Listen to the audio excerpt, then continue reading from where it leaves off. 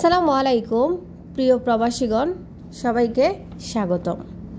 Saudi আরব বসবাসরত প্রবাসী বাংলাদেশিদের কনসুলেট সেবা দেওয়ার জন্য আমাদের জেদ্দা কনসুলেট এবং রিয়াদ দূতাবাস টিম প্রত্যেকটা ডিস্ট্রিক্টে মাসে 2 দিন অবস্থান করেন, আমাদের বিভিন্ন সেবা দিয়ে থাকেন।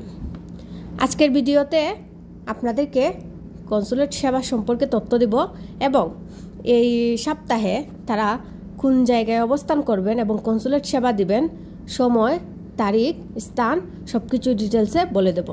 ভিডিওটি ধৈর্য ধরে মনোযোগ সহকারে দেখবেন, তাহলে সবকিছু বুঝতে পারবেন।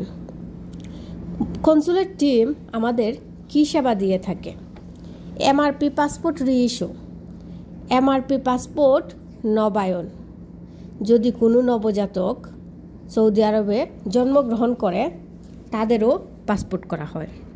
যারা সাধারণ কর্মী আছেন পাসপোর্ট করতে তাদের ক্ষেত্রে 125 রিয়াল এবং যারা পেশাজীবী তাদের ক্ষেত্রে 415 রিয়াল।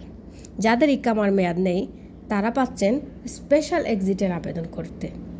তারপর যাদের পাসপোর্ট নেই তারা ট্রাভেল পাস নিয়ে দেশে যেতে পারবেন এবং যাদের পাসপোর্টের মেয়াদ নেই কিন্তু অতি দ্রুত বাংলাদেশে যেতে চাইছেন তারাও ট্রাভেল পাস নিয়ে বাংলাদেশে যেতে পারবেন। তাছাড়াও রয়েছে যারা হুরুপ্রাপ্ত,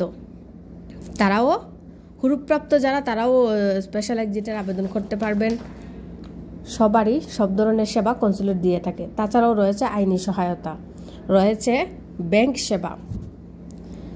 এখন আমি আপনাদেরকে বলবো এই সপ্তাহে রিয়াদ দূতাবাস টিম কোথায় অবস্থান করবেন।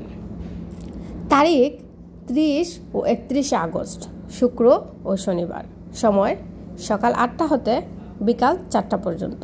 স্থান ইস্তেরাহা আল আসিমা, ইস্তেরাহা ইয়ামামার পার্শ্ববর্তী, ফয়সলিয়ে দাম্মাম। আমি আমার ডেসক্রিপশন বক্সে সময়, তারিখ, স্থান ভালোভাবে ডিটেলসে লিখে দেব। যারা আমার কথায় হয়তো বা বুঝতে পেরেছেন আর যারা বুঝতে পারেননি তারা ডেসক্রিপশন বক্সটা চেক করলে সব ডিটেলসে পেয়ে যাবেন। আর সবাই আমাকে একটা বেশি প্রশ্ন করেন, ট্রাভেল পাস কীভাবে নেবেন? ট্রাভেল পাস নিতে তেমন কিছুই লাগে না, শুধু আপনার পাসপোর্টের ছবি, আপনার ইকামার ছবি থাকলেই হবে। যদি আপনার ইকামার ছবি না থাকে আপনার বর্ডার নাম্বার থাকতে হবে। ধন্যবাদ সবাইকে।